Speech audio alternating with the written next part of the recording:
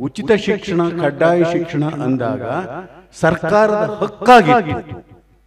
ಶಿಕ್ಷಣ ಅನ್ನೋದು ಸರ್ಕಾರದ ಜವಾಬ್ದಾರಿಯಾಗಿತ್ತು. ಒಬ್ಬ ಹುಡುಗ ಹುಡುಗಿಯ ಹಕ್ಕಾಗಿತ್ತು. ಈ ಹಕ್ಕನ್ನು ಕಸಿದುಕೊಳ್ಳುವ ಕಾರ್ಯಕ್ಕೆ ಬಾಗಿಲು ತೆರೆದಿತ್ತು ಈ ದರಿದ್ರ ಸರ್ಕಾರಗಳೇನೆ. ನಾವು ಆಯಾ ನೆಲದ ಭಾಷೆಯನ್ನೇ ಪ್ರಥಮ ಭಾಷೆಯಾಗಿ ಕಲಿಸಬೇಕು. ಕನ್ನಡದ ಪಠ್ಯಗಳನ್ನು, ಸರ್ಕಾರಿ ಪಠ್ಯಗಳನ್ನೇ ಎಲ್ಲ ಖಾಸಗಿ ಶಾಲೆಗಳಲ್ಲಿಯೂ ಕೂಡ ಅಳವಡಿಸಬೇಕು, ಕಲಿಸಬೇಕು, ಕಲಿಕೆಗೆ ಅಳವಡಿಸಬೇಕು. 1ರಿಂದ 9ರವರೆಗೆ ಹಿಂದಿ ಬೋಧನೆ ಮಾಡ್ತಕ್ಕಂಥವ್ರನ್ನ, ಸಂಸ್ಕೃತ ಬೋಧನೆ ಮಾಡ್ತಕ್ಕಂಥವ್ರನ್ನ ಅದರ ಸಂಪಾದಕರಾಗಿ ಇಟ್ಟಿದ್ರಿಂದಾಗೇನೆ ಅವರು ಆರಕ್ಷಕ, ಉಪನಿರೀಕ್ಷಕ, ಇಂಥ ಕಿವಿಗೆ ಜನಕ್ಕೆ ಮುಟ್ಟಲಾರದ ಶಬ್ದಗಳನ್ನ ಪ್ರಯೋಗಕ್ಕೆ ತಂದು ಅಳವಡಿಕೆಗೆ ತಂದು ವಲಸೆಯನ್ನ ನಾವು ನಿಯಂತ್ರಿಸದೆ ಹೋದರೆ, ಉದ್ಯೋಗಕ್ಕೆ ಸಂಬಂಧಪಟ್ಟಂತೆ ಖಾಸಗಿ ವಲಯದಲ್ಲಿ, ಸರ್ಕಾರಿ ವಲಯದಲ್ಲಿ ವಲಸೆಗಳನ್ನು ನಿಯಂತ್ರಿಸದೆ ಹೋಯಿತು ಅಂತಂದ್ರೆ ಕರ್ನಾಟಕಕ್ಕೆ ದೊಡ್ಡ ಆಪತ್ತು ಬರುತ್ತೆ. ಸರ್ಕಾರ ತೆಗೆದುಕೊಂಡಿರ್ತಕ್ಕಂಥ KPS ಶಾಲೆಗಳ ಒಂದು ನಿರ್ಧಾರ ಇದೆಯಲ್ಲ, ಜನವಿರೋಧಿ ನಿರ್ಧಾರ. ಎಲ್ರಿಗೂ ನಮಸ್ಕಾರಗಳು. ನಾನು ಹೆಚ್ಚು ಹೊತ್ತು ತಗೊಳ್ಳೋದಿಲ್ಲ, ಯಾಕೆಂದರೆ ಕನ್ನಡದ ಬಳಕೆಯನ್ನು ಕುರಿತಂತೆ ಶಿಕ್ಷಣ ಕ್ಷೇತ್ರದಲ್ಲಿ ಮತ್ತು ರಾಜಕೀಯ ಕ್ಷೇತ್ರದಲ್ಲಿ, ನಮ್ಮ ದೈನಂದಿನ ಬದುಕಿನಲ್ಲಿಯೂ ಕೂಡ ಎದುರಿಸುತ್ತಿರುವ ಸವಾಲುಗಳನ್ನು ಕುರಿತು ತುಂಬ ಸೂಕ್ಷ್ಮವಾಗಿ ಡಾಕ್ಟರ್ KV ನಾರಾಯಣ್ ಅವರು ನಿಮಗೆಲ್ಲ ತಿಳಿಯಪಡಿಸಿದ್ದಾರೆ. ಈಗ ಕನ್ನಡ ಎದುರಿಸುತ್ತಿರುವ ವಾಸ್ತವ ಸವಾಲುಗಳನ್ನು ಇಟ್ಕೊಂಡಂತೆ ಶೈಕ್ಷಣಿಕ ಕ್ಷೇತ್ರದ ಬಿಕ್ಕಟ್ಟುಗಳನ್ನು ಕುರಿತು ನಮ್ಮ ಡಾಕ್ಟರ್ VP ನಿರಂಜನಾರಾಧ್ಯ ಅವರು ಮಾತನಾಡಿದ್ದಾರೆ. ಗುರುಗಳು ಅನುಭವದ ಹಿನ್ನೆಲೆಯೊಳಗೆ ಮಾತನಾಡಿದ್ದಾರೆ. ನಾನು ನೇರವಾಗಿ ವಿಷಯಕ್ಕೆ ಬರ್ತೇನೆ. ನಮ್ಮ ಅಲ್ಲಿ ಎಲ್ಲ ಸಾಹಿತಿಗಳು, ತಜ್ಞರುಗಳು ಕನ್ನಡವನ್ನು ಕುರಿತು ಮಾತನಾಡಿದ್ದಾರೆ. ಅದು ಡಿಸ್ಪ್ಲೇ ಆಗ್ತಾ ಇದೆ. ಅಲ್ಲಿ ಒಂದು ಗಮನಿಸಿ, ನಮ್ಮ ರಾಷ್ಟ್ರಕವಿ ಡಾಕ್ಟರ್ GS ಶಿವರುದ್ರಪ್ಪನವರು, ನಮ್ಮ ಗುರುಗಳು, ಅವರು ಕನ್ನಡದ ಭವಿಷ್ಯ ಶಾಲಾ ಶಿಕ್ಷಣದಲ್ಲಿ ನಿರ್ಧಾರವಾಗುತ್ತದೆ. ಇದು ಬಹಳ ಮುಖ್ಯವಾದ ಮಾತು ಅಂತ ನನಗೆ ತುಂಬ ಅನಿಸಿರುವಂಥದ್ದು. ಯಾಕೆ ಅಂತಂದರೆ, ನಾವೆಲ್ಲ ಉಚಿತ ಶಿಕ್ಷಣ ಮತ್ತು ಕಡ್ಡಾಯ ಶಿಕ್ಷಣದ ಶಿಶುಗಳು. ಉಚಿತ ಶಿಕ್ಷಣ ಮತ್ತು ಕಡ್ಡಾಯ ಶಿಕ್ಷಣ ಅನ್ನೋದು ಸ್ವಾತಂತ್ರ್ಯ ಬಂದ ನಂತರದೊಳಗೆ ಪಂಚವಾರ್ಷಿಕ ಯೋಜನೆಯಲ್ಲಿ ಅದನ್ನು ಜಾರಿಗೊಳಿಸಿ ಅನುಷ್ಠಾನಕ್ಕೆ ತಂದಾಗ ನಮ್ಮೂರಲ್ಲಿ ಯಾವ ಕಟ್ಟಡವೂ ಇರಲಿಲ್ಲ, ಎಂಥದ್ದು ಇರಲಿಲ್ಲ.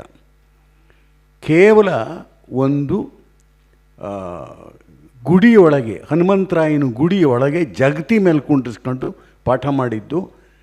ಅಲ್ಲದೆ ಇದ್ದಿದ್ದರೆ ನಾವು ಇವತ್ತು ಎಲ್ಲೋ ಇರಬೇಕಾಗಿದ್ದಿದ್ದು.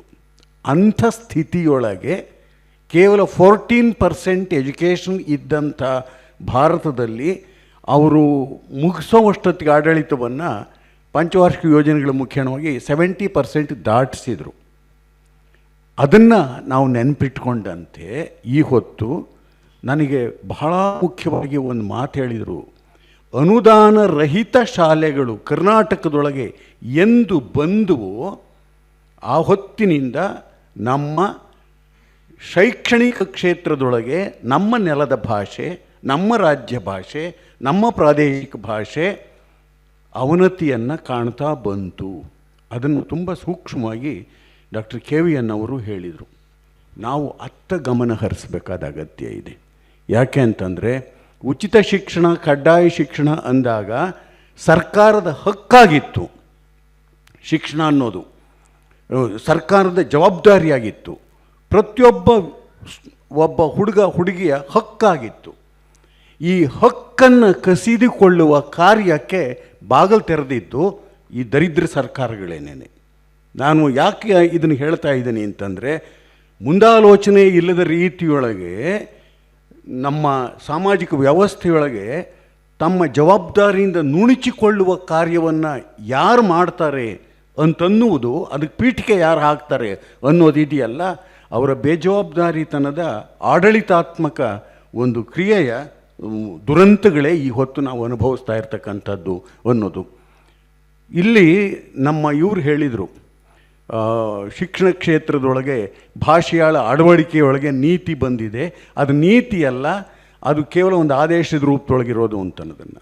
ಹೌದು, 2017ರಲ್ಲಿ ಒಂದು ಭಾಷಾ ನೀತಿ ಬಂದಿದೆ. ಭಾಷಾ ನೀತಿಗೆ ಏನು ಅಂತಂದರೆ, ತಮಿಳ್ನಾಡಿಗೆ ಹೋಗಿ ಅಧ್ಯಯನ ಮಾಡಿದ ರೀತಿಯೊಳಗೆ ಅಲ್ಲಿ ಇರುವ ದ್ವಿಭಾಷಾ ನೀತಿಗೂ ನಮ್ಮಲ್ಲಿರುವ ತ್ರಿಭಾಷಾ ನೀತಿಗೂ ಇರೋ ವ್ಯತ್ಯಾಸ ಏನು ಅಂತನ್ನೋದನ್ನು ತುಂಬ ಸೂಕ್ಷ್ಮವಾಗಿ ಗಮನಿಸಿದಂತೆ ನಾವು ತಮಿಳ್ನಾಡಿನ ಆದರ್ಶದ ರೀತಿಯೊಳಗೇನೆ ಪ್ರಥಮ ಭಾಷೆಯಾಗಿ ಎಲ್ಲ ಶಾಲೆಗಳಲ್ಲೂ, ಯಾವುದು ಸರ್ಕಾರಿ ಇರಲಿ, ಅನುದಾನ ಸಹಿತ ಇರಲಿ, ಅನುದಾನ ರಹಿತ ಇರಲಿ, ಅಥವಾ ಕೇಂದ್ರೀಯ ಇರಲಿ, ಎಲ್ಲ ಕಡೆಯಲ್ಲಿಯೂ ಕೂಡ ನಾವು ಆಯಾ ನೆಲದ ಭಾಷೆಯನ್ನೇ ಪ್ರಥಮ ಭಾಷೆಯಾಗಿ ಕಲಿಸಬೇಕು. ಅಲ್ಲಿ ಇರುವಂಥದ್ದು ಯಾಕೆ ಸಾಧ್ಯವಾಗ್ತಾ ಇಲ್ಲ? ದ್ವಿಭಾಷಾ ನೀತಿ ಅಲ್ಲಿರುವಾಗ ಇಲ್ಲಿ ಯಾಕೆ ಸಾಧ್ಯವಾಗ್ತಾ ಇಲ್ಲ ಅಂತನ್ನುವುದು ಬಂದಾಗ, ನಮ್ಮಲ್ಲಿ ಮಾತೃಭಾಷೆ ಶಿಕ್ಷಣದಲ್ಲಿ ಕಲಿಸಬೇಕು ಅನ್ನುವ ಒಂದು ವೈಜ್ಞಾನಿಕವಾದ ಸತ್ಯ ಇದೆಯಲ್ಲ, ಅದನ್ನು ಹೇಗೆ ದುರುಪಯೋಗಪಡಿಸ್ಕೊಳ್ತಾ ಇದ್ದಾರೆ ಅನ್ನೋದಕ್ಕೆ ನಮ್ಮ ಖಾಸಗಿ ಶಿಕ್ಷಣದವರು ಅದು ಪೋಷಕರ ಹಕ್ಕು, ಪೋಷಕರ ಆಯ್ಕೆ ಅಂತನ್ನೋದನ್ನು ತಂದರು. ಆ ಹಿನ್ನೆಲೆಯೊಳಗೆ ನೋಡಿದಾಗ ಈ ಮಾತೃಭಾಷೆ ಅನ್ನುವ ಪದ ಪ್ರಯೋಗವೇ ಕಾನೂನಾತ್ಮಕವಾಗಿ ತೆಗೆದುಹಾಕಿಸ್ಬೇಕು ಅದನ್ನು ಅಂತ ಅನಿಸುತ್ತೆ. ಅದು ರಾಜ್ಯ ಭಾಷೆ, ಅದು ಪರಿಸರ ಭಾಷೆ. ಯಾಕೆ ಅಂತಂದರೆ ನಮ್ಮದು ಪ್ರಾಂತೀಯ ರಚನೆಗಳು, ಭಾಷಾವಾರು ರಚನೆಗಳೇ ಹೊರತು ಅದಕ್ಕೆ ಭಿನ್ನವಾದವುಗಳಲ್ಲ. ಯಾಕೆ ಅಂದರೆ ನಮ್ಮ ಕರ್ನಾಟಕದೊಳಗೆ ಅವರು ಅಂಕಿ ಸಂಖ್ಯೆಗಳನ್ನು ನಮ್ಮ ಪುರುಷೋತ್ತಮ್ ಹೇಳ್ತಾರೆ, ಎಷ್ಟೇ ಭಾಷೆಗಳಿರಲಿ, ಆದರೆ ನಮ್ಮ ರಾಜ್ಯ ಭಾಷೆ ಕನ್ನಡ. ಇಲ್ಲಿ ಲಿಪಿ ಇಲ್ಲದ ಭಾಷೆಗಳವರು ಇದ್ದಾರೆ, ಲಿಪಿ ಇರುವ ಭಾಷೆಗಳವರು ಇದ್ದಾರೆ, ಆದರೆ ಮಾನ್ಯತೆ ಪಡೆದಿರ್ತಕ್ಕಂಥದ್ದು ಕನ್ನಡ. ಆದ್ದರಿಂದ ಕನ್ನಡ ರಾಜ್ಯ ಭಾಷೆ, ಕನ್ನಡ ಪರಿಸರ ಭಾಷೆ, ಕನ್ನಡ ಅದು ಪ್ರಾದೇಶಿಕ ಭಾಷೆ. ಆದ್ದರಿಂದ ನಮ್ಮ ಹಕ್ಕಾಗಿ ಸರ್ಕಾರ ಅದನ್ನು ಅನುಷ್ಠಾನಕ್ಕೆ ತರುವ ಜವಾಬ್ದಾರಿಯನ್ನು ಹೊರಬೇಕು. ಅದನ್ನು ಕೊಟ್ಟಾಗ ಆ ಭಾಷಾ ನೀತಿಯನ್ನು ಪ್ರಥಮ ಭಾಷೆಯಾಗಿ ಕಲಿಸಬೇಕು ಅನ್ನೋದನ್ನು ಎಲ್ಲ ಕಡೆಯಲ್ಲಿಯೂ ಶಾಲೆಗಳಲ್ಲಿ ಅನುಷ್ಠಾನಕ್ಕೆ ತರಬೇಕು ಅಂತ ಕೊಟ್ಟಾಗ ಆಗಿನ ಮುಖ್ಯಮಂತ್ರಿಗಳು ಹೇಳಿದರು, ಕಷ್ಟವಾಗುತ್ತೆ ಇದು, ಒಂದು ಕೆಲಸ ಮಾಡೋಣ ಅಂತಂದು ಪ್ರಥಮ ಅಥವಾ ದ್ವಿತೀಯ ಭಾಷೆಯಾಗಿ ತರಲಿ. ಯಾಕೆಂದರೆ ತೃತೀಯ ಭಾಷೆಯಾಗಿ ತಂದಾಗ ಆಟಕ್ಕುಂಟು ಲೆಕ್ಕಕ್ಕಿಲ್ಲ ಅನ್ನೋ ರೀತಿ ಒಳಗೆ ಅದನ್ನು ಎಲ್ಲರೂ ನಾವು ಕಲಿಸ್ತಾ ಇದ್ದೀವಿ ಅಂತಾರೆ, ಆದರೆ ಕಲಿಸೋಲ್ಲ ಅಂತನ್ನುವ ರೀತಿಯೊಳಗೆ ಪ್ರಥಮ ಅಥವಾ ದ್ವಿತೀಯ ಭಾಷೆಯಾಗಿ ಅಂತಂದು ಕೊಟ್ಟರು ಆದೇಶವನ್ನು. ಆದರೆ ನಮ್ಮಲ್ಲಿರುವ ಮಾನಿಟ್ರಿಂಗ್ ಸಿಸ್ಟಮ್ ಇದೆಯಲ್ಲ, ಆ ಮಾನಿಟ್ರಿಂಗ್ ಸಿಸ್ಟಮ್ ಅಟ್ಟರ್ ಫೇಲ್ಯೂರ್. ಆ ಕಾರಣದಿಂದಲೇ ಈ ಹೊತ್ತು ಎಲ್ಲ ಖಾಸಗಿ ಶಾಲೆಗಳಲ್ಲಿ ಕನ್ನಡ ಕಲಿಸ್ತೀವಿ ಅಂತ ಹೇಳ್ತಾರೆ ತೃತೀಯ ಭಾಷೆಯಾಗಿ. ಯಾವ ತಂದೆ ತಾಯಿಗಳು ಕೂಡ ಮಕ್ಕಳಿಗೆ ಕನ್ನಡವನ್ನು ಅಲ್ಲಿ ಕಳಿಸೋದಕ್ಕೆ ಒತ್ತಡ ಹಾಕ್ತಾ ಇಲ್ಲ. ಅದರಿಂದಾಗಿ ಏನಾಗಿದೆ, ಅದನ್ನು ದುರ್ಬಳಕೆ ಮಾಡ್ಕೊಂಡು ರೀತಿ ಒಳಗೆ ಕನ್ನಡ ಕಲಿಸ್ತೀವಿ ಅಂತಾರೆ, ಕಲಿಸೋಲ್ಲ. ಅಲ್ಲಿ ಜೊತೆಗೆ ನಾವು ಆಗಿನ ಒಂದು ಇದಕ್ಕೆ ಕೊಟ್ಟಿದ್ದು ಒಂದು ಸಲಹೆ ಏನು ಅಂತಂದರೆ, ಕನ್ನಡದ ಪಠ್ಯಗಳನ್ನು, ಸರ್ಕಾರಿ ಪಠ್ಯಗಳನ್ನೇ ಎಲ್ಲ ಖಾಸಗಿ ಶಾಲೆಗಳಲ್ಲಿಯೂ ಕೂಡ ಅಳವಡಿಸಬೇಕು, ಕಲಿಸಬೇಕು, ಕಲಿಕೆಗೆ ಅಳವಡಿಸಬೇಕು. 1ರಿಂದ 9ರವರೆಗೆ ಅದನ್ನು ಕಲಿಸಬೇಕು ಅಂತನ್ನುವ ಒಂದು ನೀತಿ ಕೊಟ್ಟಿದ್ದಿದ್ದು. ಅದು ಈ ಹೊತ್ತಿನವರೆಗೂ ಕೂಡ ಅನುಷ್ಠಾನಕ್ಕೆ ಬಂದಿಲ್ಲ. ಆದ್ದರಿಂದ ಮಾತೃಭಾಷೆಯ ಹೆಸರಿನಲ್ಲಿ ಎಲ್ಲ ಕೋರ್ಟುಗಳಲ್ಲಿಯೂ ಕೂಡ ಅವರು ಗೆಲ್ತಾ ಇದ್ದಾರೆ. ಅದು ಪೋಷಕರ ಹಕ್ಕು ಅನ್ನೋ ರೀತಿ ಒಳಗೆ ಅದನ್ನು ತಪ್ಪಿಸಬೇಕು ಅಂದಾಗ ನಮ್ಮ ಸರ್ಕಾರಗಳು ಒಂದು ರೀತಿಯಲ್ಲಿ ಈ ನೆಲದ ಭಾಷೆಗೆ ಆದ್ಯತೆಯನ್ನು ಕೊಟ್ಟ ರೀತಿಯೊಳಗೆ ಭಾಷಾ ನೀತಿಯನ್ನು ರೂಪಿಸುವ ಅಗತ್ಯವಿದೆ. ಅದು ಕಲಿಸೋದಕ್ಕೆ ಸಂಬಂಧಪಟ್ಟಂತೆ ಇರುವ ತೊಡಕುಗಳು ನಮ್ಮ ಇವರು ಏನು ಹೇಳಿದ್ರಲ್ಲ ನಮ್ಮ ಪ್ರೊಫೆಸರ್ KVN ಅವರು ಅದನ್ನು ಆನಂತರದ ಇದರೊಳಗೆ ನಾವು ರೂಢಿಸ್ಕೊಳ್ಬಹುದಾದ್ದು. ಕಾರಣ ಇಷ್ಟೇನೇ ನನಗೆ ಅನ್ನಿಸ್ತಾ ಇದೆ, ಆಡಳಿತ ಭಾಷೆಯ ಪದಕೋಶವನ್ನು ಆಡಳಿತ ಕೈಪಿಡಿ ಕಚೇರಿ ಕೈಪಿಡಿ ಅಂತ ತಂದ್ರಲ್ಲ, ಅಲ್ಲಿ ಮಾಡಿದ ಒಂದು ತಪ್ಪು ಹೆಜ್ಜೆ. ಹಿಂದಿ ಬೋಧನೆ ಮಾಡ್ತಕ್ಕಂಥವ್ರನ್ನ, ಸಂಸ್ಕೃತ ಬೋಧನೆ ಮಾಡ್ತಕ್ಕಂಥವ್ರನ್ನ ಅದರ ಸಂಪಾದಕರಾಗಿ ಇಟ್ಟಿದ್ದರಿಂದಾಗೇನೆ ಅವರು ಆರಕ್ಷಕ, ಉಪನಿರೀಕ್ಷಕ ಇಂಥ ಕಿವಿಗೆ ಜನಕ್ಕೆ ಮುಟ್ಟಲಾರದ ಶಬ್ದಗಳನ್ನು ಪ್ರಯೋಗಕ್ಕೆ ತಂದು ಅಳವಡಿಕೆಗೆ ತಂದರು. ಇವತ್ತು ಯಾರಿಗೂ ಪೊಲೀಸ್ ಬಿಟ್ಟು ಆರಕ್ಷಕ ಗೊತ್ತಿಲ್ಲ. ಆರಕ್ಷಕ ಅಂತ ಅನ್ನೋದು, ಆಮೇಲೆ ಅಭಿಯಂತರ, ಇವೆಲ್ಲ ಎಲ್ಲಿ ಹೋಗ್ತವೆ? ಈ ಅಬದ್ಧಗಳನ್ನು ತಪ್ಪಿಸಬೇಕು ಅಂತಂದಾಗ ನಾವು ಅಳವಡಿಕೆಗೆ ಸಂಬಂಧಪಟ್ಟಂತೆ KVN ಹೇಳಿದ್ದಿದೆಯಲ್ಲ, ಅದು ಬಹಳ ಸೂಕ್ಷ್ಮವಾದದ್ದು ಮತ್ತು ಆರೋಗ್ಯಕರವಾದದ್ದು ಮತ್ತು ಅನುಷ್ಠಾನಕ್ಕೆ ಅಗತ್ಯವಾಗಿ ತರಲೇಬೇಕಾಗಿ ಒಂದು ಭಾಷೆಯ ಬೆಳವಣಿಗೆಗೆ, ಬದುಕಿನ ಬೆಳವಣಿಗೆಗೂ ಕೂಡ ಅಗತ್ಯವಾಗಿರ್ತಕ್ಕಂಥದ್ದು ಅಂತ ಅನಿಸುವಂಥದ್ದು. ಇದು ಒಂದನೇದು. ಈ ಮಾತೃಭಾಷೆ ಅನ್ನೋದಿದೆಯಲ್ಲ, ಅದನ್ನು ತೆಗೆದ ರೀತಿಯೊಳಗೇನೇನೆ ಪರಿಸರ ಭಾಷೆ, ರಾಜ್ಯ ಭಾಷೆ, ಪ್ರಾದೇಶಿಕ ಭಾಷೆ ಅನ್ನುವ ಪ್ರಯೋಗವನ್ನು ತರಬೇಕು. ಅಲ್ಲಿ ತಂದಾಗ ಮಾತ್ರ ಕನ್ನಡ ಉಳಿಯೋದಕ್ಕೆ ಸಾಧ್ಯವಾಗುತ್ತೆ. ಎಲ್ಲ ಖಾಸಗಿ ಶಾಲೆಗಳಲ್ಲಿ ಅದನ್ನು ಮಾಧ್ಯಮವಾಗಿ ಬೇಡ, ಕನಿಷ್ಠ ಒಂದು ಭಾಷೆಯಾಗಿ ಅಗತ್ಯವಾಗಿ ಕಲಿಸಲೇಬೇಕಾಗಿರುವ ಅಗತ್ಯವಿದೆ. ಅದಕ್ಕೆ ನಾವು ಸರ್ಕಾರಿ ಶಾಲೆಗಳ ಸಬಲೀಕರಣ ವರದಿ ಅಂತಂದು 2ನೇ ವರದಿ ಕೊಟ್ಟಿರುವಂಥದ್ದು. ಅಲ್ಲಿ 21 ಅಂಶಗಳಿವೆ. 21 ಅಂಶಗಳು ಏನೇನು ಈಗ ನಮ್ಮ ಸರ್ಕಾರಿ ಶಾಲೆಗಳು ಕುಂದುಕೊರತೆಗಳನ್ನು, ಮೂಲಭೂತ ಕುಂದುಕೊರತೆಗಳನ್ನು ಅನುಭವಿಸ್ತಾ ಇದ್ದಾವೋ ಅವೆಲ್ಲವುಗಳನ್ನು ಗಮನದಲ್ಲಿಟ್ಟುಕೊಂಡಂತೆ ಅಧ್ಯಾಪಕರುಗಳ ಕೊರತೆಯಿಂದ, ಶಿಕ್ಷಕರ ಕೊರತೆ ಇದೆಯಲ್ಲ, ಆ ಶಿಕ್ಷಕರ ಕೊರತೆಯನ್ನೂ ಗಮನದಲ್ಲಿಟ್ಟುಕೊಂಡಂತೆ ಕೊಟ್ಟಿರೋ ವರದಿ ಅದು. ಸರ್ಕಾರವೇ ರೂಪಿಸಿದ ಸಮಿತಿಯವರು ಅಧ್ಯಯನ ಮಾಡಿದಂತೆ ಗಡಿ ಪ್ರದೇಶಗಳಲ್ಲಿ, ಒಳನಾಡುಗಳಲ್ಲಿ ಎಲ್ಲ ಕಡೆಯಲ್ಲಿಯೂ ಅಧ್ಯಯನ ಮಾಡಿದಂತೆ ರೂಪಿಸಿದ ವರದಿ ಅದು. ಶಿಕ್ಷಣ ತಜ್ಞರಿದ್ದಾರೆ, ಇವರು ಇದ್ದಾರೆ ಅದರೊಳಗಡೆ. ಇದರಲ್ಲಿ ಅಂಥ ವರದಿ ಸರ್ಕಾರ ಯಾಕೆ ವರದಿಗೆ ಸಮಿತಿಯನ್ನು ರೂಪಿಸಿ ವರದಿ ತಗೊಂಡು ಸುಮ್ಮನೆ ಇರೋದಾದರೆ ಒಂದು ರೀತಿಯೊಳಗೆ ಹಣದ ವ್ಯಯ ಜೊತೆಗೆ ಶ್ರಮದ ವ್ಯಯವೂ ಕೂಡ ಎಲ್ಲ ಈ ಥರ ಕಸದ ಬುಟ್ಟಿಗೆ ಹಾಕೋದಾದರೆ ಯಾಕೆ ವರದಿಗಳನ್ನು ಮಾಡಿಸ್ಬೇಕು? ಅದೇ ತರಹ ಇನ್ನೊಂದು ವರದಿ, ಸರೋಜಿನಿ ಮಹಿಷಿಯವರ ಪರಿಷ್ಕೃತ ವರದಿ. ಅದು ಈಗಾಗಲೇ 40 ವರ್ಷದ ಮೇಲಾಯಿತು. ಸರೋಜಿನಿ ಮಹಿಷಿ ಅವರು ಕೊಟ್ಟ ವರದಿ. ಆಗ ಇದ್ದದ್ದು ಎಂಪ್ಲಾಯ್ಮೆಂಟ್ ಎಕ್ಸ್ಚೇಂಜ್. ಅದನ್ನು ಗಮನದಲ್ಲಿಟ್ಟುಕೊಂಡಂತೆ ಉದ್ಯೋಗದ ಖಾತ್ರಿಯನ್ನು ಕುರಿತಂತೆ ಅಲ್ಲಿ ಕೆಲವು ವರದಿಗಳಿವೆ. ಅದನ್ನು ಪರಿಷ್ಕಾರ ಮಾಡುವುದಕ್ಕೂ ಕೂಡ ಸರ್ಕಾರನೇ ಹೇಳಿದ ರೀತಿಯೊಳಗೆ ಪರಿಷ್ಕರಿಸಿದಂತೆ ಕೊಟ್ಟ ವರದಿ ಇದೆ. ಅದು ಈಗಿನ ಸಮಸ್ಯೆಗಳನ್ನು ಇಟ್ಕೊಂಡಂತೆ ಯೋಚನೆ ಮಾಡಿರೋದು. ವಲಸೆಯನ್ನು ನಾವು ನಿಯಂತ್ರಿಸದೇ ಹೋದರೆ ಉದ್ಯೋಗಕ್ಕೆ ಸಂಬಂಧಪಟ್ಟಂತೆ ಖಾಸಗಿ ವಲಯದಲ್ಲಿ, ಸರ್ಕಾರಿ ವಲಯದಲ್ಲಿ ವಲಸೆಗಳನ್ನು ನಿಯಂತ್ರಿಸದೇ ಹೋಯಿತು ಅಂತಂದರೆ ಕರ್ನಾಟಕಕ್ಕೆ ದೊಡ್ಡ ಆಪತ್ತು ಬರುತ್ತೆ. ಅಷ್ಟೇ ಅಲ್ಲ, ಎಲ್ಲ ರಾಜ್ಯಗಳಿಗೂ ಕೂಡ ಅದು ಅನ್ವಯವಾಗುವ ರೀತಿಯೊಳಗೆ ಅದನ್ನು ಅನುಷ್ಠಾನಕ್ಕೆ ತರುವ ಒಂದು ವೈಜ್ಞಾನಿಕ ದೃಷ್ಟಿಯನ್ನಿಟ್ಕೊಂಡು, ವಾಸ್ತವಿಕ ಅಧ್ಯಯನದ ದೃಷ್ಟಿಯನ್ನಿಟ್ಕೊಂಡಂತೆ ಆ ವರದಿ ಮಾಡಿರೋದು. ಅದರಲ್ಲಿ ಕೇಂದ್ರ ಸರ್ಕಾರದ ಯಾವುದೇ ಅನುಮತಿಯ ಹಂಗಿಲ್ಲದಂತೆ ಅನುಷ್ಠಾನಕ್ಕೆ ರಾಜ್ಯ ಸರ್ಕಾರವೇ ತರಬಹುದಾದ ಒಂದು 16 ಸಲಹೆಗಳಿವೆ. ಇನ್ನು 9 ಸಲಹೆಗಳು ಕೇಂದ್ರ ಸರ್ಕಾರದ ಅನುಮತಿಯೊಂದಿಗೆ ಮಾಡಬೇಕಾಗಿರ್ತಕ್ಕಂಥ ಒಂದು ಸಲಹೆಗಳಿವೆ.